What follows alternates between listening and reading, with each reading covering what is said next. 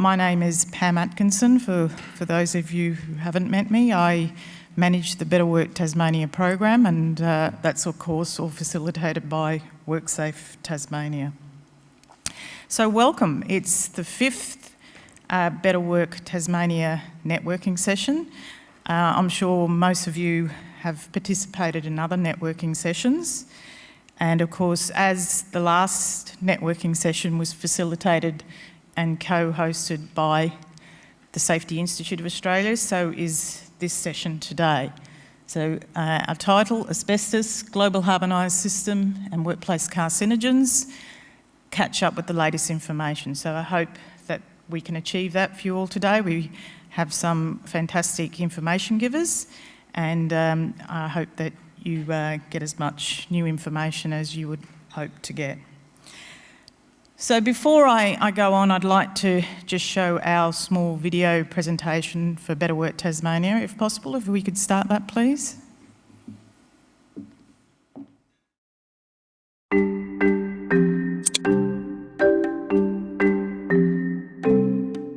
Better Work Tasmania is an innovative, collaborative approach to supporting and improving work health and safety in Tasmania.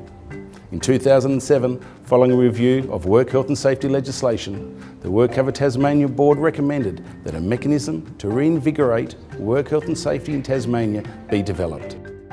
18 months of broad community consultation followed, where over 3,000 employers and workers from businesses and organisations, large and small, were asked what they thought was needed to reinvigorate the WHS landscape. A prototype group consisting of a representative from a number of Tasmania businesses worked together on the resulting community feedback and developed the Better Work Tasmania program. Free of charge and facilitated by WorkSafe Tasmania, Better Work Tasmania provides to everyone who joins the program a consolidated source of information, as well as a virtual meeting place to network, mentor and share WHS resources and ideas.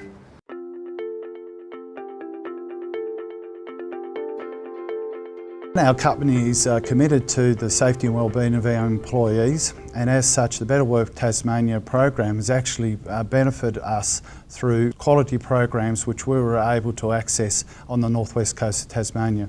The wellbeing programs offered under the Better Work Tasmania model, I think, are very, very appropriate, particularly from the mental health side of things and the other issues around fit for work, to allow our people to stay at work as long as they can, to enjoy their lives the best way they can and fulfil their lives in a safe and healthy way is really important. And the opportunity for large business to function as a mentor for smaller businesses as well. I would actively encourage Tasmanian businesses to get on board, sign up and take advantage of some of the excellent resources that the Better Work Tasmania initiative has delivered free of charge to the community. This for me has been without doubt the most exciting project I've been involved with. And the reason it's exciting is that because we are actually seeing outcomes, we are seeing things happen and we're seeing industry respond positively to what's being done.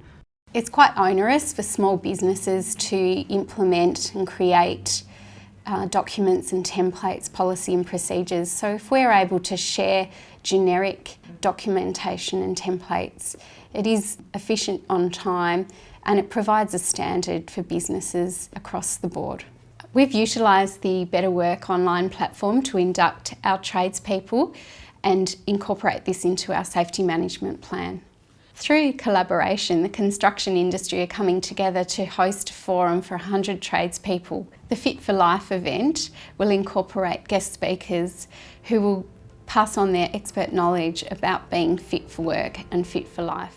Membership of Better Work Tasmania has been growing steadily since it was launched in April 2015, and it's expected to continue growing as more and more employers and workers hear about the benefits it offers. Better Work Tasmania has the potential to reshape the future of WHS in Tasmania by sharing, networking and learning through the mechanisms set up by this free program. These mechanisms are ideal for small, medium and large businesses, both public and private, to help them to support and assist each other by providing a central resource for practical information and sharing of WHS ideas and solutions. You're interested in joining this innovative program? Then go to www.worksafe.tas.gov.au. Better Work. Across the Australian Work Health and Safety Framework, everyone has a role to play in achieving better outcomes.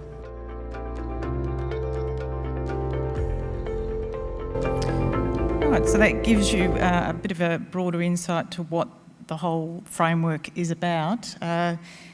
Today, 1 year ago, some of you in the room, hands up for those that went to the launch. So you might well ask, what have we achieved in that 1 year? You'll remember that was at Blundstone. We had about 300 people come along to the launch. It was a great event and people responded very positively to it.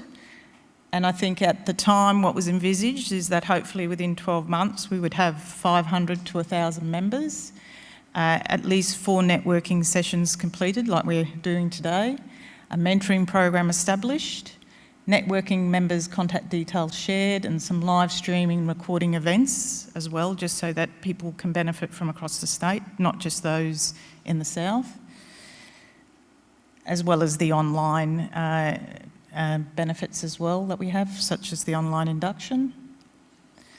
So what has happened?